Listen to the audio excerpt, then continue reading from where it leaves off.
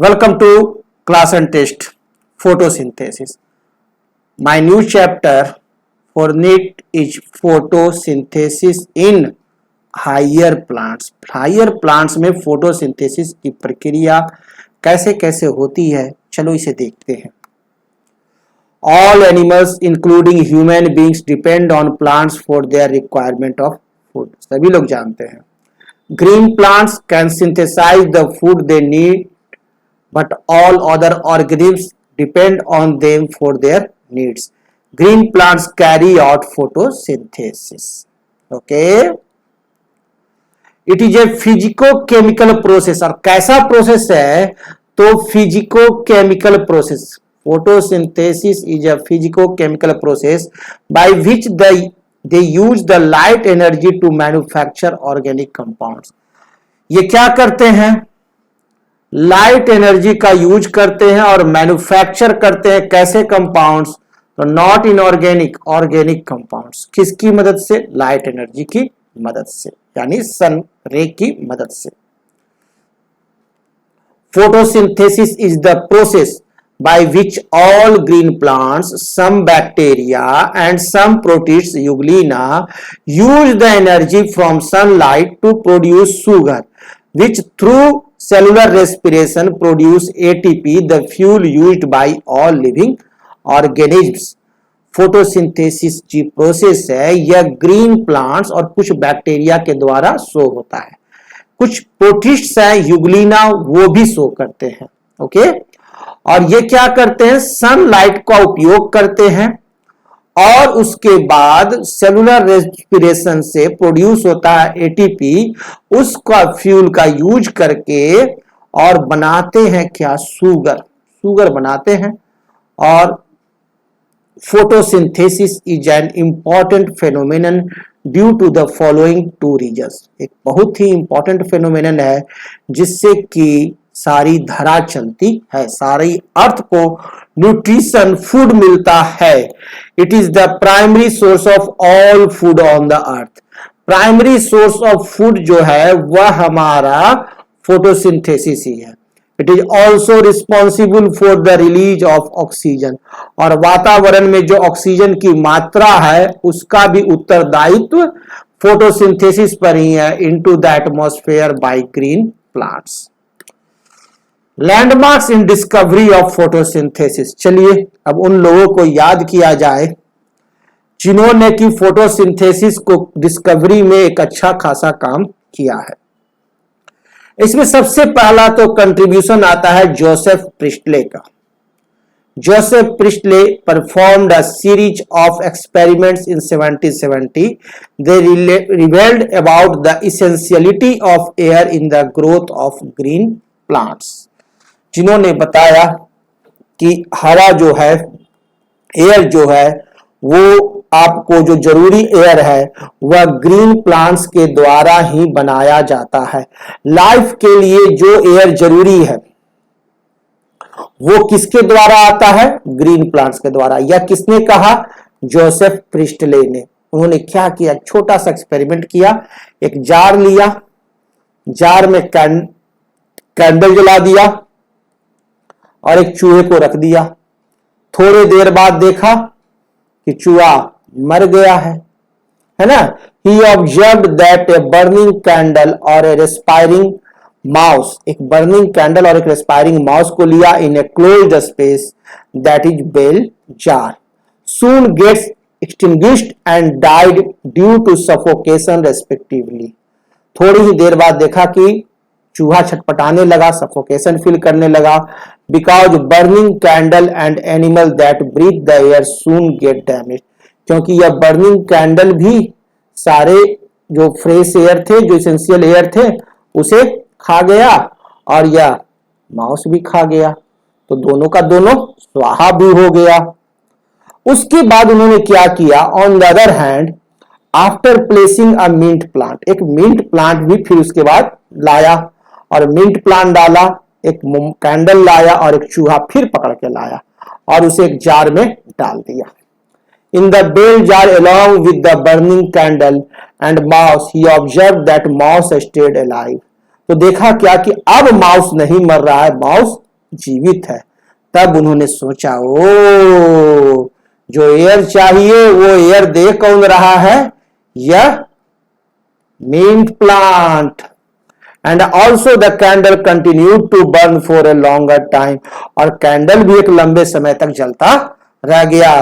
तब ही हाइपोथेसाइज्ड, तब उन्होंने सोचा, अच्छा द फोल air produced by burning of candle and mouse respiration, कौन सा एयर, फोल एयर, प्रदूषित एयर, किसके द्वारा निकला, इस माउस के द्वारा और इस कैंडल के द्वारा, ठीक है। Could be converted into pure air, उसको प्योर एयर में कन्वर्ट करता कौन चला गया, या mint plant, by plant mint plant in this case. Okay, तो कंट्रीब्यूशन ऑफ जूलियस वॉन सैक्स। अब इसके बाद देखिए जूलियस वॉन सैक्स साहब का कंट्रीब्यूशन।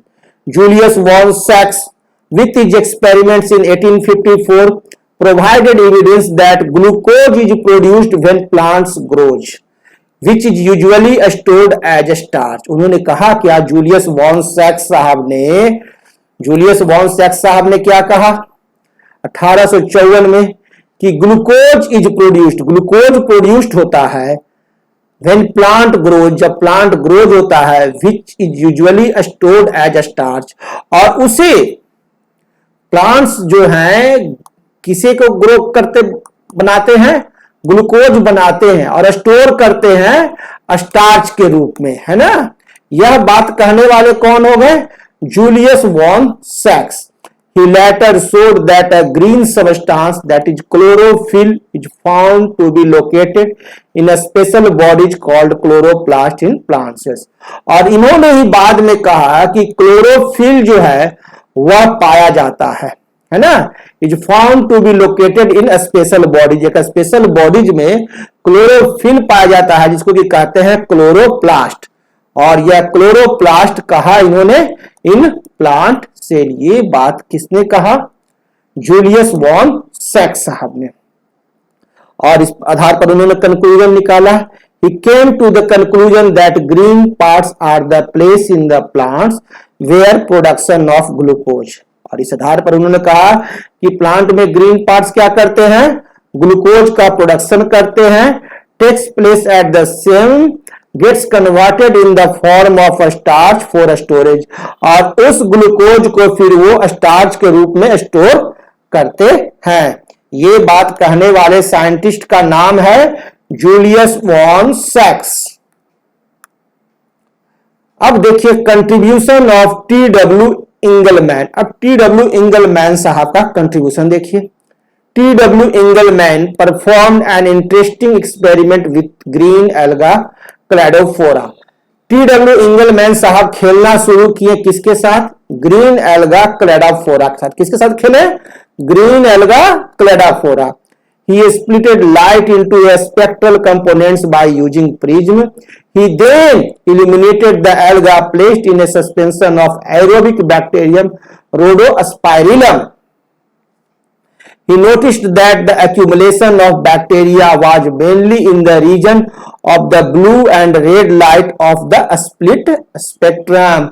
उन्होंने देखा कि जो रोडोस्पाइरलम बैक्टीरिया है ये वहां पर ग्रो हो रहा है जहां पर कि blue and red light spectrum के द्वारा स्प्लिट होकर के आ रहा है।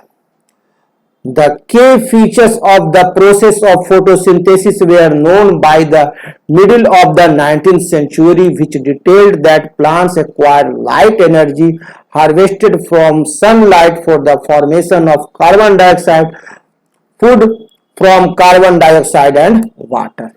और 19th century के मिड तक जाते जाते बहुत सारी बातें खुल गई और the empirical equation thus determined the total process of photosynthesis for organisms that evolve oxygen is understood as। और किस तरह से यह ऑक्सीजन इन्वॉल्व होता है उसका इंपेरिकल फॉर्मूला आया क्या, NCO2 प्लस NH2O लाइट की उपस्थिति में देता है CH2O का whole N plus oxygen, where CH2O का whole N is a carbohydrate, here like glucose 6 carbon sugar। Okay, contribution of Cornelius van Niel. अब कॉर्नेलियस वॉन नील साहब का भी कंट्रीब्यूशन देख लीजिए। सबका देख ही रहे तो इनका भी देखिए। Cornelius van Niel was a microbiologist, ये माइक्रोबायोलॉजिस्ट थे, who made a significant contribution on the basis of his studies of purple and green sulfur bacteria। उन्होंने स्टडी किया किस पर? Purple and green sulphur bacteria, photosynthetic bacteria, in understanding the photosynthesis. Photosynthesis को समझने के लिए उन्होंने उठाया किसको? Purple and green sulphur bacteria, जिसको फोटोसिंथेटिक बैक्टीरिया कहते हैं। He demonstrated that during the process of photosynthesis, the hydrogen from a suitable oxidizable compound transferred, which reduce carbon dioxide to carbohydrates in the presence of sunlight। और उन्होंने कहा कि hydrogen जो from a suitable oxidised compound, एक suitable oxidised compound से transfer होता है ना? किससे होता है ना बोला, लेकिन कहा सुटेबल ऑक्सीडाइज्ड कंपाउंड से, और विच रिड्यूसेज कार्बन डाइऑक्साइड, जो कार्बन डाइऑक्साइड को रिड्यूस करता है और बनाता है क्या? Carbohydrates in the presence of sunlight. और रिएक्शन जो हुआ वो अब खुल करके आने लगा, है ना? पहले हम लोग इंपिरिकल फॉर्मूला देखे थे, ये वाला याद रखना, NCO2 प्लस NH2O, CH2O का होल n प्लस O2। अब हम लोग देखने लगे फोटोसिंथेसिस का पूरा रिएक्शन।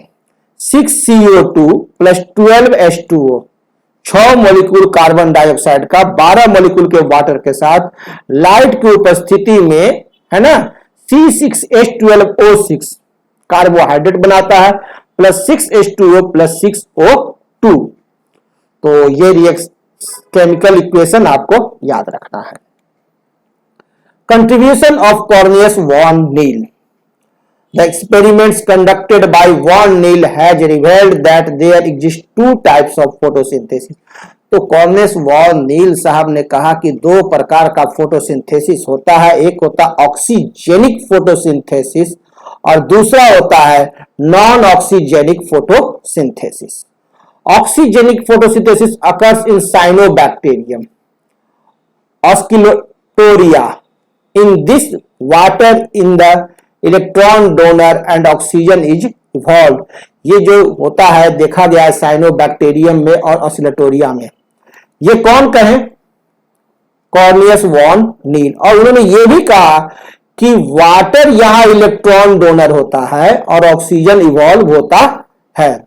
नॉन ऑक्सीजेनिक फोटोसिंथेसिस उन्होंने देखा, Rhodospirillum, purple non sulphur bacteria, Chlorobium, green sulphur bacteria and Chromatium, purple sulphur bacterium में carry out photosynthesis by use of H2S, जो कि H2S का उपयोग किया, नॉट H2S का कौन यूज किया? देखो याद कर लेना दम, Rhodospirillum purple non sulphur bacteria, Chlorobium green sulphur bacterium, Chromatium purple sulphur bacterium.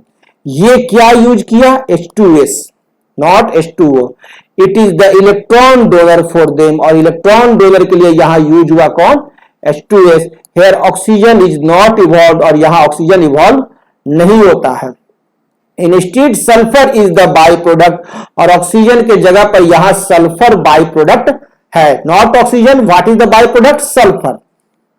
The bacterium photosynthesis is called anoxygenic, और ये जो बैक्टीरियम फोटोसिंथेसिस है इसे कहा जाता है एनऑक्सीजेनिक या नॉन ऑक्सीजेनिक फोटोसिंथेसिस। ओके, क्या कहा जाता है? एनऑक्सीजेनिक और नॉन ऑक्सीजेनिक फोटोसिंथेसिस। तो रॉ मटेरियल ऑफ फोटोसिंथेसिस, तो हम लोग के लिए तो जरूरी है क्या? ऑक्सीजेनिक फोटोसिंथेसिस, जो ग्रीन प्लांट करते हैं, है ना।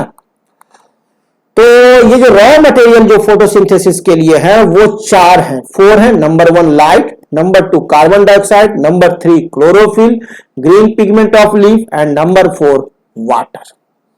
4 रॉ मटेरियल्स। सबसे पहले हम लोग स्टडी करते हैं chloroplast, the site of photosynthesis, या वह कारखाना है जहां की फोटोसिंथेसिस होता है, एंड दैट इज क्लोरोप्लास्ट, वह क्लोरोप्लास्ट है। क्लोरोप्लास्ट ग्रीन प्लास्टिड्स, क्या है? ग्रीन प्लास्टिड्स है। क्या है? ग्रीन प्लास्टिड्स है chloroplast.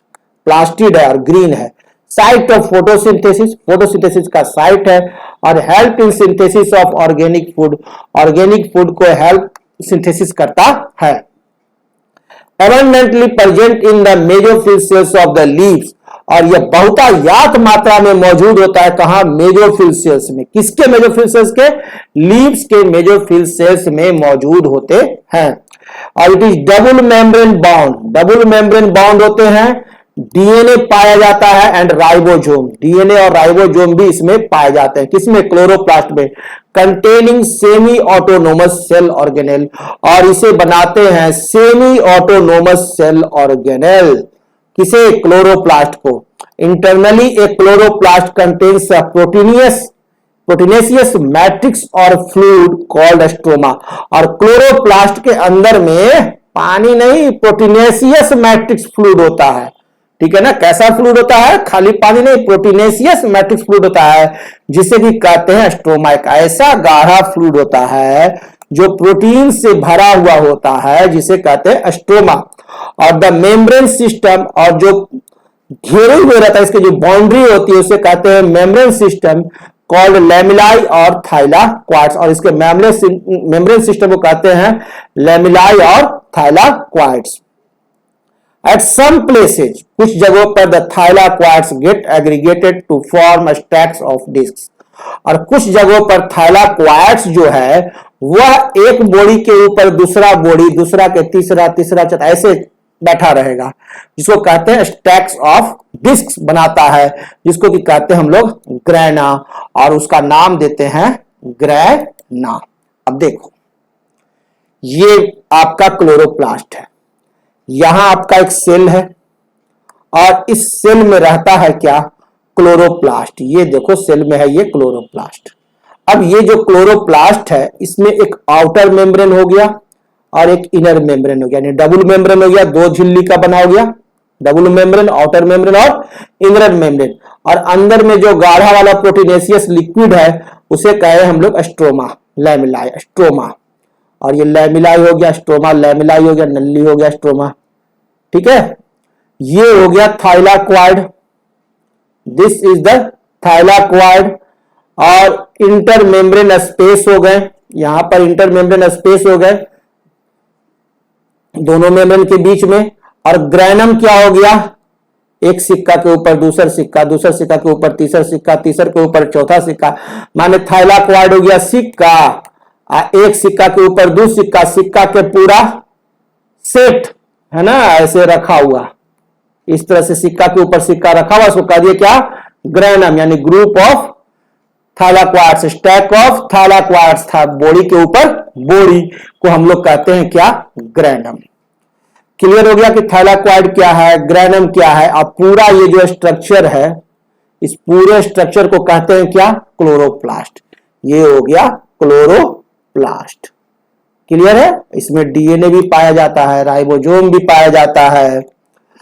The clear division of लेवर occurs within the chloroplast, और यहां आपको डिवीजन ऑफ लेवर पाए जाते हैं क्लोरोप्लास्ट में। Membrane system is responsible for trapping of solar energy, membrane system को जिम्मेवारी दिया गया भाई क्या चीज का, कि शादी ब्याह के टाइम है, तुमको ट्रैपिंग करना है किसको, सोलर एनर्जी का।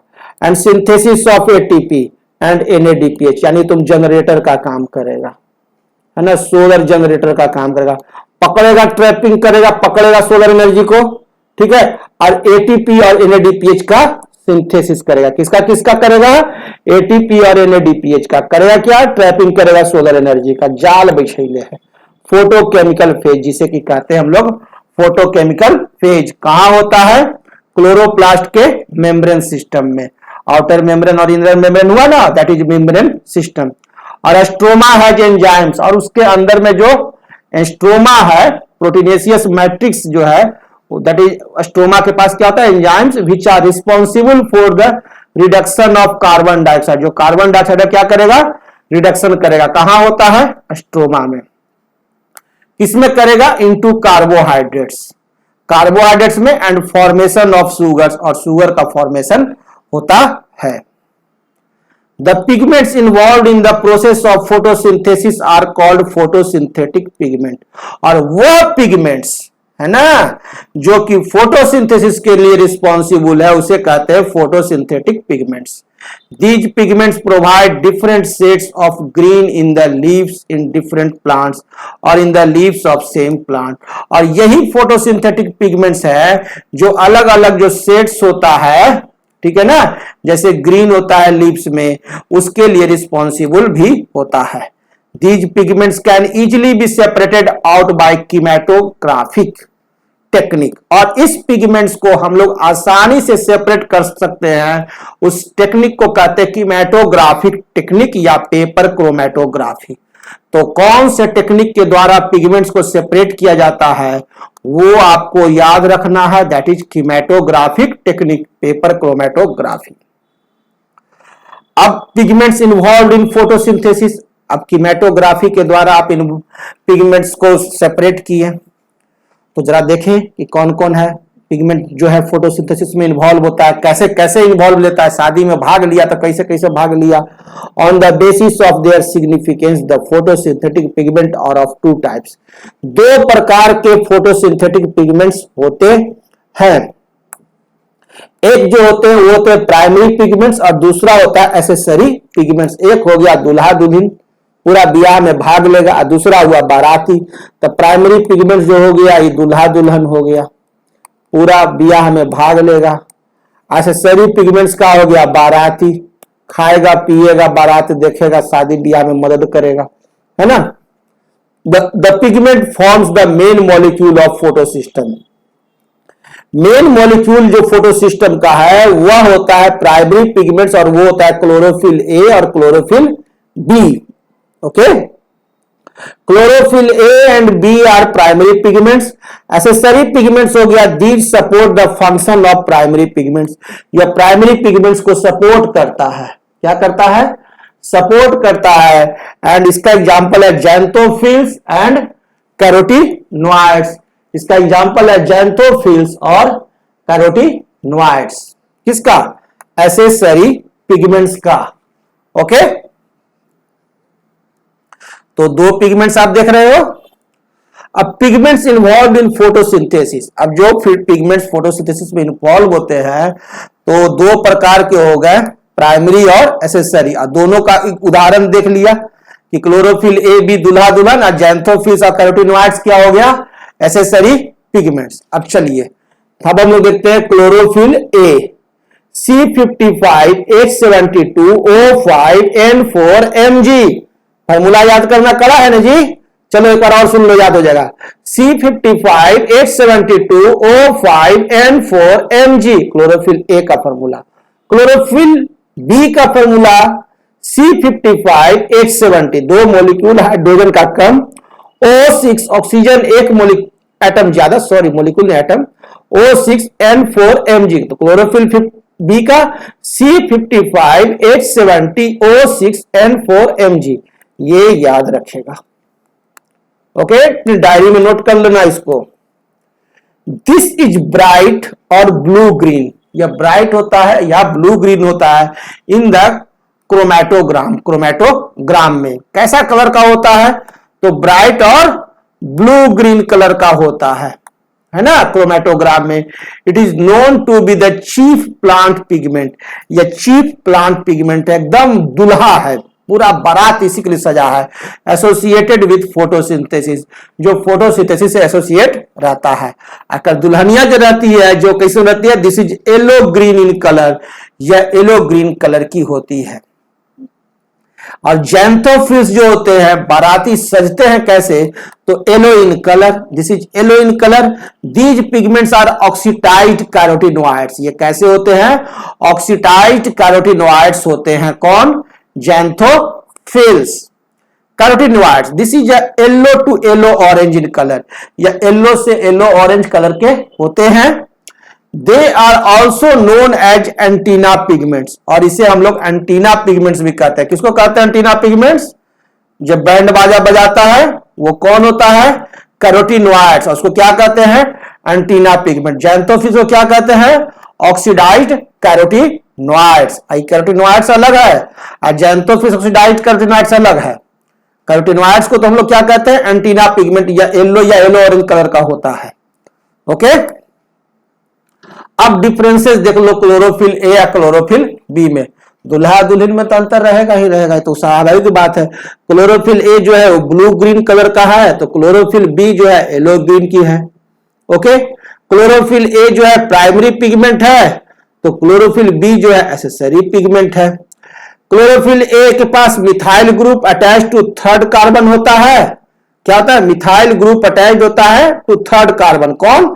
मिथाइल ग्रुप अटैच कहां होता है? थर्ड कार्बन में। जबकि क्लोरोफिल बी में एल्डिहाइड ग्रुप पाया जाता है जो अटैच होता है किसमें? थर्ड कार्बन पे। यहां भी थर्ड कार्बन पे अटैच है, यहां भी थर्ड कार्बन पे, लेकिन क्लोरोफिल ए में क्या होता है? Methyl group. क्लोरोफिल बी में क्या होता है? Aldehyde group. Chlorophyll a soluble in ether. Chlorophyll a जो होते हैं वो ईथर में सोल्यूबल होता है, याद रखेगा एकदम, जहां स्टार लगा उसको याद कर देना। It is soluble in methyl alcohol. Chlorophyll B क्या है? सोल्यूबल है मिथाइल अल्कोहल में। ओके, अब देखो जैंथोफिल्स और कैरोटीनॉइड्स में डिफरेंस है। जैंथोफिल्स और कैरोटीनॉइड्स में क्या डिफरेंस है? Xanthophylls are yellow photosynthetic pigment found in plants. या येलो होता है, ठीक है, और कैरोटीनॉइड्स जो होता है वो ऑरेंज होता है। ये ऑरेंज फोटोसिंथेटिक पिगमेंट है। दोनों का कलर क्लियर?